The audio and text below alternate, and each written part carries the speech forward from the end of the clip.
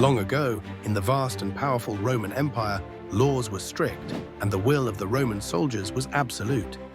One of these laws, known as Angaria, allowed Roman soldiers to force anyone to carry their gear for exactly 1 mile. This was not a request, but a demand.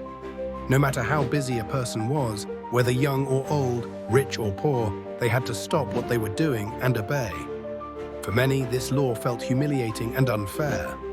The Roman soldiers were conquerors, ruling over people who had little say in their own lives. Carrying a soldier's heavy pack, filled with weapons, armor, and supplies, was exhausting, both physically and emotionally. People grumbled as they trudged along, counting every step until they could finally drop the burden and walk away. But what if someone chose to do more than what was required? What if, instead of stopping at 1 mile, they went 2, not out of obligation, but out of kindness? If anyone forces you to go 1 mile, go with them 2 miles.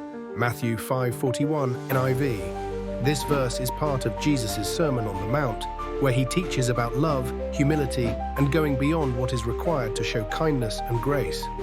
In the context of Roman rule, this teaching was radical.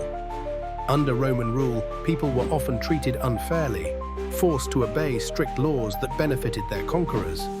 Yet instead of responding with anger or resentment, Jesus challenged his followers to go beyond what was required, to show kindness even when it wasn't deserved.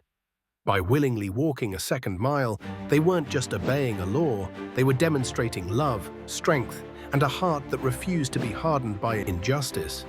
This powerful lesson reminds us that true change happens not through resistance, but through acts of unexpected generosity and grace. Love isn't weak, it's a powerful force and can change the world.